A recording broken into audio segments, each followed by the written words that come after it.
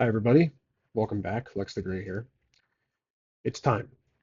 I am going to reveal my latest version of my one-page RPG called Deathly Chronicles. After many months of shelving, revisions, title changes, complete core mechanic changes, I have finally reached a final version. Fingers crossed, of course. But because I've been off this week, as you can tell by my slowly growing beard, I've had time to finesse Deathly Chronicles. I have crafted a character sheet, which I did show before, and I have also transitioned to a one-page format. The prior draft of Deathly Chronicles was an web document style Google Doc. Now it's actually within one landscape sheet with less than 0.1 inch margins, just so I can fit everything in there. And also the logo that I've generated for it. So, first off, let me show you the character sheet that I used Google Draw to make. Google Drawing, I think it's called. It has been through some changes, minor, since I believe I showed you guys last time. My logo is down here now. So let's go from the top. We have name, currency, level. We have the 5 letters for the abilities. We have Havoc, so heart, agility, vigor, optics, craft. There's health, damage taken. In this little box here, you can kind of use tallies so you don't have to consistently erase your health box. There's move and armor. There's also the rucksack that I've changed from inventory, equipment, etc., based on just medieval type of wear, travel packs. The rucksack that can carry, you have 10 items total. And then I added this little area here called parchment that is literally for note taking. Down here is the character concept, so ace, uh, age, race, height, weight, physical appearance, anything, origin story, motivation, goal, anything you want. And that will be detailed in the notes, in the rules too. And then there's my logo, which you can kind of see on the bottom right. That's the character sheet. It's literally a 5x8 note card that can fit everything you need. Now let's look at the rules. So this is the logo, obviously made by AI, which I use AI a lot on this channel. That is the logo, but all the rules are from my own efforts. So let's begin. Just a brief about me section, or about the game section. This is a simple one-page fantasy RPG for a player and a guide. The player controls the character, and the guide functions as the world builder. This game is written in the point of view of the player, just for verification, because I often will say, you have 5 core abilities, not your character has 5 core abilities. It kind of takes away from wasting space. So first is the name and concept. You write your character name and a concept, like your age, gender, race, origin, motivation, goal, etc., like I said before. You have the 5 Havoc abilities, which are Heart, Agility, Vigor, Optics, Craft. Heart is for willpower, charisma, resolve. Agility is for dexterity, reflexes, and speed. Vigor is for physical strength, stamina, durability. Optics is for perception, insight, awareness. Craft is for intellect, originality, and magical aptitude. The middle section is a continuation of the character creation process. We have health, which is just how much damage you can take before you meet death. I also included a healing, some information on healing. Short rest heals 1d6, while a long rest fully heals. Potions and magic can also heal, that's obvious. To set your health, you roll a 3d6 and take the highest 1d result. Uh, your move determines how many spaces you can move during combat.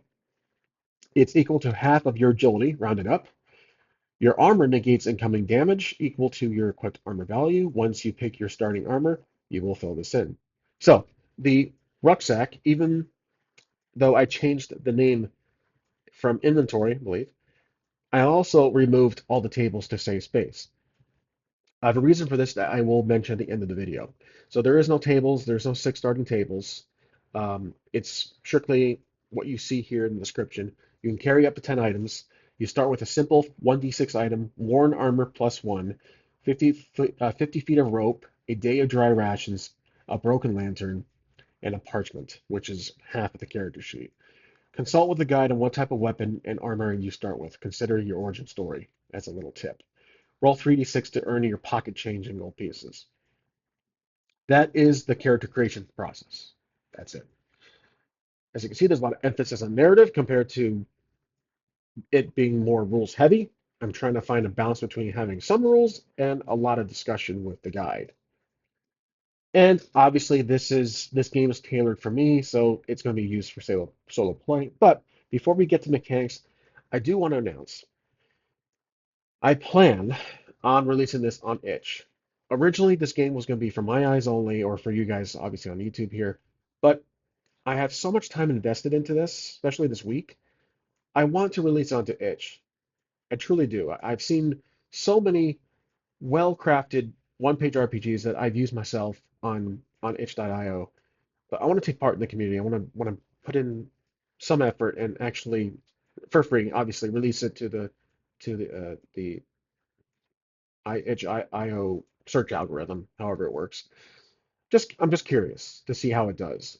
I will look at the criticism, the comments, and just work on another edition. That's the whole point of this. So, um, I feel the character sheet has made some great progress. I think it looks good, in my opinion, obviously. And I welcome your opinions too. The font is consistent with the character sheet. It has those little gray themes on the major sections, which we are about to talk to now for game mechanics. So, back to the game rules. Risky actions. When you decide to take an action that has a clear, sorry, phone was going off. When you decide to take an action that has a clear risk involved, then you must roll and discuss with the guide what you are trying to do. Use the appropriate ability, roll 3d6. Now, I hope you guys have noticed, but anything that has to do with character sheet or dice rolling, I have this little arrow here to just pull the reader in and be like, oh, okay, that's what I have to do. It's not clouded, it's not stuffed in the text. I want to keep it noticeable when the player is reading this relatively short game. So use the appropriate ability, roll 3d6. And so far, I'm certain that 3d6 has been the entire game, you've noticed. And that's my idea for this, is that you primarily need 3d6 dice besides weapon die. And we'll get to that in a second. That's something I did change from the prior edition. At or above is a success, so this is a roll under system game. Above is a fail. The guide applies a -2 to +2 modifier on the ability value, depending on the difficulty. Lower is obviously harder, so you're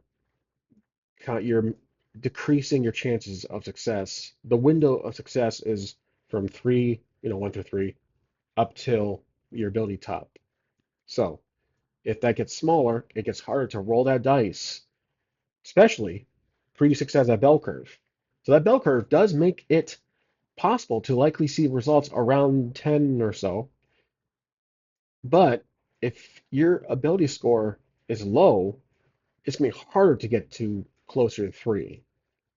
That's why even though I prefer 3d6 game types, a bell curve dice system compared to a solid flat d20 system where you're likely to roll a 1 or a 20 equal, there and the unpredictability with a d20 game, the 3d6 game can seem fair, but also it can be a nuisance because there might be results you need to get that you're not likely to get because of, again, the bell curve.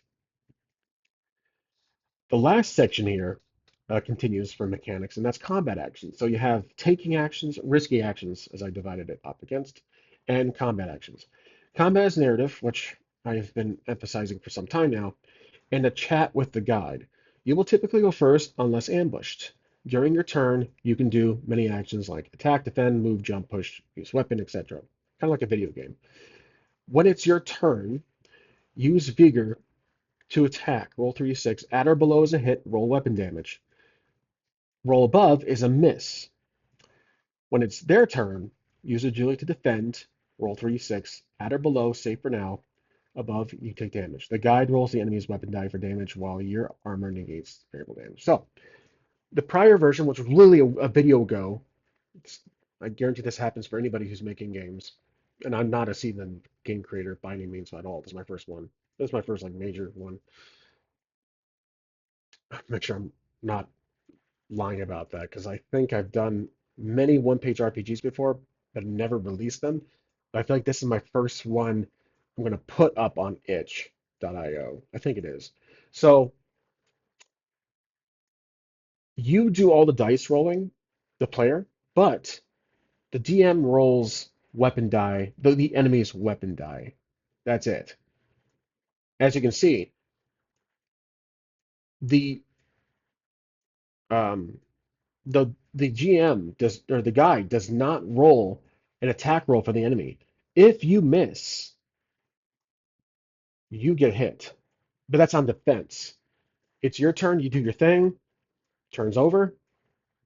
Originally I wanted everything to be on the player's side while the guide talks about what the enemy's doing, but this is kind of a mix of both.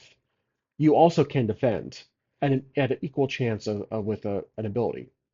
So there is that favor of the player rolling the dice and kind of controlling the the combat sequence, but the enemy can still attack you and can still damage you. Open damage too. Obviously, I did change how armor is not the it's not the attack roll favor, but it's actually going to negate a small amount of damage that you take. So it's a mix of your traditional D&D AC, which the AC is actually an ability score, quote unquote, but mixed with traditional armor from some mechanics from some other games where you negate some damage, then you take the excess damage. So, and I noticed I didn't put the modifiers for the enemies, but I feel like that's emphasized down here, the 1 to 2 modifiers, and I don't have any more space because of my large ego, which is right there, definitely at the logo. So I hope that's clear. Like I don't want to assume. I feel like I can put in a section like that. Here, I have an idea. Okay, slight adjustment here. I decided to put in uh, the guide will apply modifiers based on enemy difficulty level. So based on the enemy difficulty level. They also roll the enemy's weapon die for damage, while your armor negates variable damage. So just, I thought it was okay before, but I realized it will be a little not confusing, but let me say this. It's hard for me to detail. I don't know why it's so hard for me to detail this, but I want this game to be challenging, but not overkill. So even though the player is in control of rolling the dice for the most part, while the enemies don't have an attack roll, that enemy attack roll is fused with the player's defense. And because of that, the guide needs to apply a difficulty modifier based on the enemy they are controlling. So if you, the player, has an agility score of 12, which is decent, which is good. Then you have a chance, 12 or less, to dodge, to block, however you narrate what happens, however you detail it. If it is a puny, harmless creature, rat, a bird, whatever, then you probably will get a +2 on your roll because it's easier for you to not get hit by that puny creature, that grunt. If it's an elite, like for example from Halo or something, or uh, hypothetically an elite villain of sorts, not the boss, but like the top, like the captain, then you probably will have a -2 or 4 or so modifier on your attack and defense. I forgot to mention attack too. That's what I'm saying, modifiers for both attack and defense, because you're up against a foe who is either lesser than you or uh, better than you, more difficult. I shouldn't say better, more difficult to take down. That's why I like this modifier technique based on uh, your rolls. So you still have all the rolling, but if you're hit, the GM rolls weapon die based on the enemy's rank. So that's that section. Like I said before, in many videos, combat is my weakness, but I am constantly working on it so I can find something that works for me. After all, even though I'm releasing these rules to the public eventually to itch, this game is still for me. I'm still making this to so I can finally use one game for a campaign, not jumping ship to other games and engines and trying to figure out what should I use this week. Oh, I thought about this, so now I'm going to use that. I'm very obsessed with RPGs. It's obvious. So especially offline, like off camera, I can never fixate on one actual rule set for like a week or two. I always change my mind almost every hour. I don't know why. It's just how I am. So I figure, why not I just make my own, which has taken a long time, especially since I started this channel, so I can use it and always consistently improve it. So I can that way it morphs to what I want it to be, not be at the mercy of content art created by actual talented people, which is fantastic. You learn, you play, and you can adapt it into your own rule set. So that's where I am currently with this game, this whole idea. Okay, let's continue before I ramble on more. Then there's spellcasting. Anyone can cast a spell, but the results may vary. Use craft, roll 3d6. At or below a success, above is a fail, the spell backfires. Then there is Death Incarnate, which was mentioned before in the health section. When your health reaches zero, you meet death. The guide will embody death and decide your fate. It all depends on how well you've done so far. So, I took away the tables that detailed what your role. I think 1 through 4 was death. It's over. But 5 and 6 were kind of benefits. One was like you're at the mercy of death. And he'll give you a task, but you'll be able to awaken, resurrect. The sixth one was a standard resurrection. You get like X amount of health back, and that's it. So 1 through 5 was at the mercy of death. Six was like you're back, you're good to go. You get this little kick, this like a adrenaline kick, but you still were at death's feet. For this one, again, it's narrative with you and the DM or you and the guide, and it depends. I took the table idea, scrapped it. It depends on how well your character has performed. So death being a omnipotent being in this fictional universe, fictional game, how well you've role played and just done as a character so far will kind of dictate how death perceives you, and it's entirely up to the guide. So the guide will be keeping track of all this. Like, all right, his character saved a few innocent lives. His character, or his or her character, has topple an entire enemy faction by themselves single-handedly. Of course, Death will say like, you know what? I want to see you. I want to see what you can do more. So he'll spare him another turn, give him a second chance. But if the player character has like maybe pickpocketed, done some evil things, um, didn't exactly save that family from a burning building, stuff like that. Maybe Death's like, you know what? You belong down here, kind of stuff like that. So Death in this game is emphasized to be the embodiment of hell, but he's also a heart. He's not like a saint or anything, but he's also like willing to give the character a chance to continue if they've done good. So it is a kind of good and evil, which I haven't detailed that, but that's my intentions behind it. I don't really need to write that down as I see it, but that's my intentions. Death Incarnate is a thing, is a being, an entity who sees all, knows all, is everywhere. And if you've done some level of good work, even if it's not, let's go back on the whole good and evil thing. If you've done evil and you've done it well, like you're a likable villain, then he might spare you because he wants to see you. Like he wants to see and entertains him. It excites him. Like it shouldn't have got I forgot the character from Death Note, the gods of death. Like they like to see these things happen, and ultimately they know when you die. Shinigami. I'm still watching the show. I'm about halfway through. A great anime, by the way. A lot of talking. It's all genius versus genius kind of aspect. L versus light. But I'm on this show. This is not about anime. So, or my channel is not now about anime, but.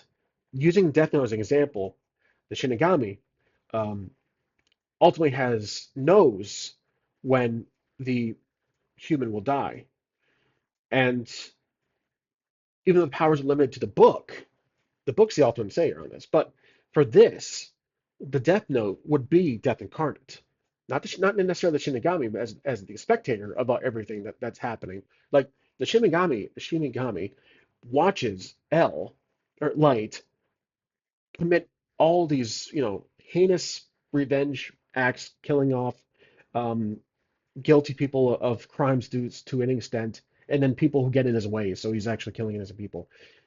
But he sees it as he sees it as being the new god of this new world. The Shinigami, and it's entertaining. Like he's a neutral character. He's entertained by that. He's bored of his life as a god, living endlessly, but he wants to see this. He wants to have some fun. So Death Incarnate is the god of death, but willing to spare the life or give a character a chance based on how well they've done their part in that fictional world. So whether good, neutral, or evil, how well they've done, how much of an impact they've posed on that world will lead up to the choice made by death. If it's a character who has just done nothing, completely useless, not like housebound, but like walk around, stole occasional a few coins here and there, killed a few grunts or goblins, didn't really do much, didn't like rescue a princess from a tower or like slain a dragon or stole a jewel from a high priestess, stuff like that. Then that's like, you know what, you are worthless to this world. You've done a few small things here and there, but let's just say I gave you a few kicks here and there, but ultimately you're hop in the van and we're out of here kind of thing. So that's how I see the whole Death Incarnate, and all of that is literally in that paragraph, and that's couple sentences, a few sentences. So as simple as it is, that's my inspiration for that section. So let's conclude because I feel like most of this video is me just jabbering on about things not related to the game, which is totally fine. But uh, leveling up is a thing in this game. I want to be able to, I want this game to last a few sessions or more. For me, it would be long campaigns. So is the always ideal mark, and I never actually can commit to it. But based on milestone system, which I prefer, the guide may permit you to choose or take all the following perks, which is only two. So I should just say take the perks. You roll 1d6 to increase your health and increase one ability by +1. So your health goes up, and one of your abilities would also go up. And that's it. That is Deathly Incarnate. I hope you guys enjoy it. I feel like it's finally done. When will I post it? I don't know. But what I will do in my next couple of videos, because this week's been mostly me talking, I'm sure you guys are eager to see me actually play with the camera overhead. I'll be using Havoc or my Havoc system to playtest a campaign with Deathly Chronicles. And it will be called Deathly Chronicles because I figure it's necessary. It won't be called like Out into the West or Out into the Wild or some just typical name I use. The what was it? Misfortune Legacy. It'll be the name of the game. So the RPG will call Deathly Chronicles. That's it. I really appreciate you guys watching and putting up with me jabbering on. And as always, I'll see you guys in the next one. Thanks for watching.